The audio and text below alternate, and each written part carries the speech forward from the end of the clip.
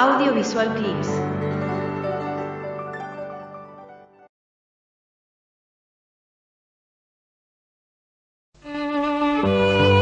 Hablemos esta noche del hambre en las expediciones a América. Cuando los españoles o los portugueses llegaban a las costas americanas, se encontraban muchas veces con pobladores que tenían agriculturas muy primitivas. El principal alimento de la mayoría de las civilizaciones de Sudamérica y Centroamérica era el chazabe, una especie de torta de harina de mandioca. Esta comida era de trabajosa elaboración y muchas veces no alcanzaba para alimentar a los recién llegados. Los expedicionarios, hasta que pudieron cultivar la tierra por sus propios medios, se dedicaban al saqueo, pero mientras buscaban oro, joyas y artículos de precio, tenían hambre. En algunos lugares, como en la selva, los recursos alimenticios eran mínimos. Además, no podían adaptar a las regiones tropicales lo que traían con ellos, como el trigo, la vid o el olivo. Tampoco tenía sentido acumular alimentos, porque los calores de aquellas latitudes hacían que se pudrieran los manjares, ¿no? Se pudría incluso el bizcocho, que quiere decir 2 veces cocido. Era un pan que soportaba mejor las inclemencias del clima, era un pan hecho para las navegaciones. Incluso la carne salada también se pudría. Ante situaciones así, había que vencer cualquier repugnancia, ¿no? Porque te tenías que comer un bicho, raíces. Algunos rascaban frenéticamente la tierra en busca de algo que comer.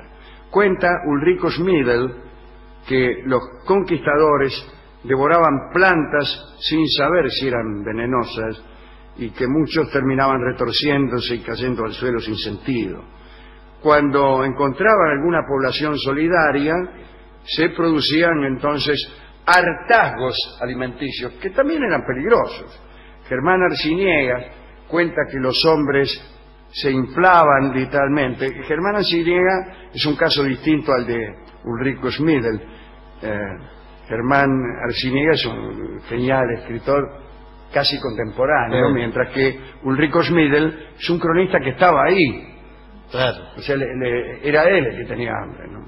Bien, Arciniega dice que los hombres se inflaban y se desinflaban tan violentamente que la debilidad posterior al hartazgo era mayor todavía que la anterior.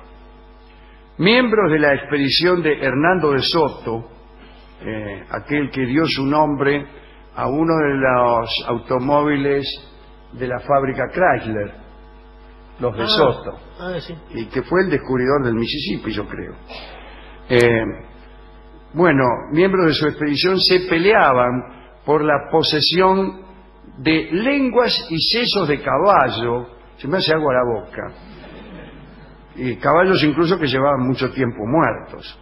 La sangre de los caballos también podía ser un buen recurso, ¿no? Los hombres de Gonzalo Pizarro, que quedaron en tierra cuando Orellana se aventuró por el Amazonas, amenguaban el hambre sangrando a los caballos una vez a la semana. Esta sangre la bebían mezclada con unas hierbas.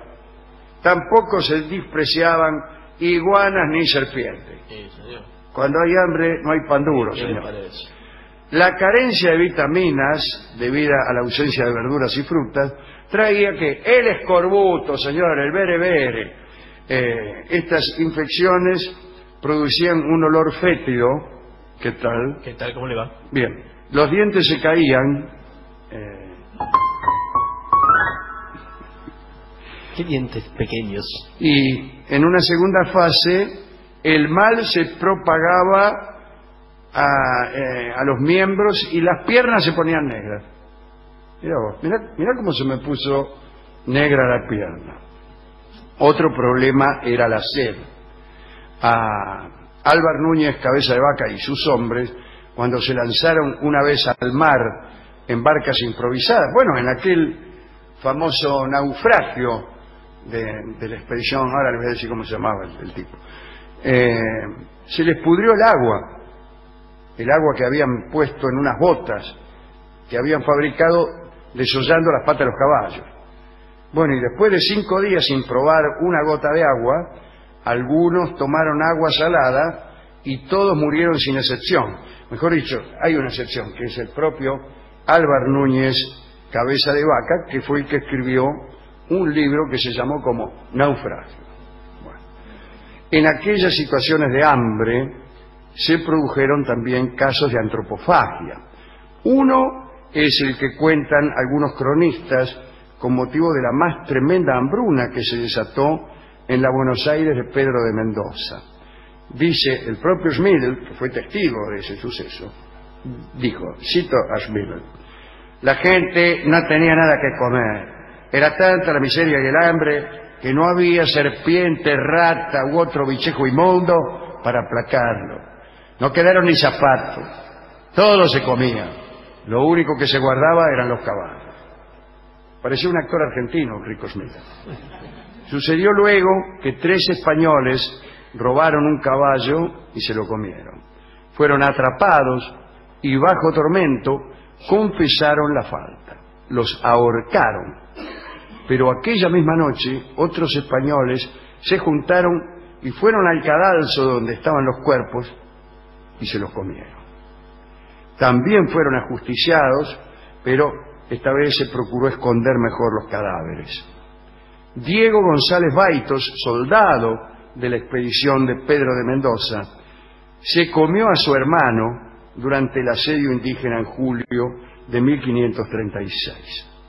Otro que la pasó mal fue Álvaro de Aguilar, que en 1513 se dirigía de Santo Domingo a no sé dónde y su nave encalló. Unos días más tarde, los indios encontraron a Aguilar junto a sus hombres y les ofrecieron algo de comer. Durante casi 2 meses alimentaron a esta treintena de náufragos hasta que los españoles, yo creo que sospechaban que los estaban engordando para comérselos, y hicieron una barca y partieron. Empezaron a navegar, pero la travesía fue un desastre. Llevaban como 2 meses de navegación y la mitad de los pasajeros ya había muerto. Un día, otra nave, comandada por Pedrarias Dávila, aquel que viajaba siempre con su ataúd, encontró la balsa de Aguilar con los pocos que quedaban. Ese mismo día, en la balsa, habían jugado a los dados quién iba a ser comido, y le había tocado justamente a Álvaro de Aguilar. Esas cosas que tiene el juego. Sí. De un grupo de soldados de Jiménez de Quesada, que estaban perdidos en la selva, sabemos que, desesperados por el hambre, se comieron a sus auxiliares indios. El escopetero Cristóbal Martín devoró a un muchacho, Juan Ramos Cordero, devoró un muchacho indígena, su nombre se ha perdido, y otros 2, Juan Ramos Cordero y Juan Justo, asaron a una india joven. El capitán Íñigo de Vascuña, después de una batalla en la que había sido vencido por los indios, escapaba herido con los pocos soldados que le quedaban a través de la selva. No tenían más alimento que unos palmitos amargos que encontraban por el camino. Miren justo lo que va a encontrar. El palmito, igual. Palmito, a Rolón le pueden gustar. Y en un momento Vascuña no resistió más y le pidió a sus soldados que acamparan junto a él y no lo abandonaran. Bueno, acamparan ahí por 3 días, pero Vascuña no se recuperaba. Decidió entonces comunicar a sus tropas que podían irse. Solo 2 guardias se quedaron junto con algunos servidores indios. Al mando de la tropa siguió Juan Portillo. Los soldados ya habían recorrido un par de kilómetros cuando se dieron cuenta de que se habían olvidado el chispero. Y Portillo mandó a 2 enviados a buscarlo. Poco antes de llegar al campamento, los enviados oyeron los gritos de Bascuña. Se apuraron y al llegar encontraron a uno de los guardias que estaba cortando a uno de los sirvientes para comérselo. Los enviados de Portillo huyeron, contaron al resto de la tropa lo que habían visto y el resto siguió su marcha. No volvieron. Siguieron. A mí me gustaría dedicar esta tremenda charla a Mujica Lainez, que ha escrito un bello cuento en misteriosa Buenos Aires, que justamente se llama El hambre, yo creo, sí, que cuenta estos episodios de los que hemos dado cuenta hace un momento. Y también a Ulrico Schmidl, que ha escrito unas bellas crónicas, ¿no? Schmidl estaba un poco preocupado porque no le gustaban mucho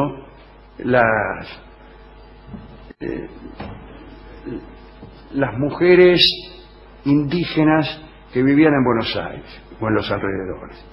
Y después, cuando llegó a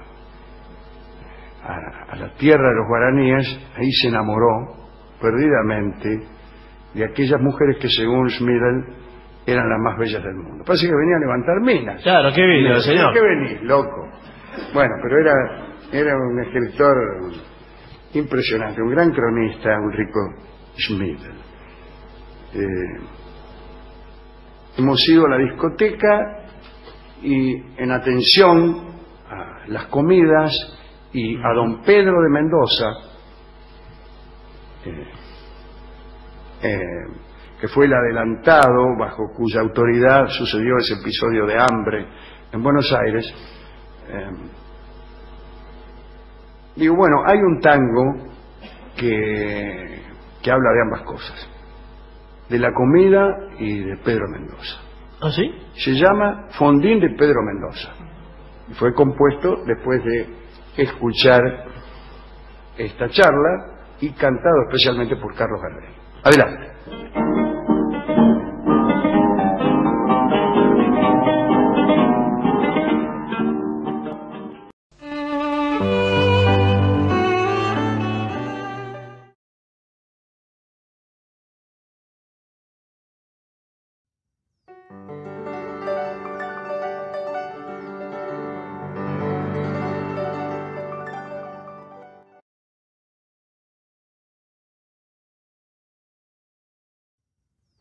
Gracias por ver y escuchar este video, y no olvides suscribirte para recibir las notificaciones de nuevos videos todas las semanas. Dale a me gusta si te gustó, y comparte en las redes sociales para que el canal siga creciendo, y trayéndote a los mejores exponentes de las artes audiovisuales.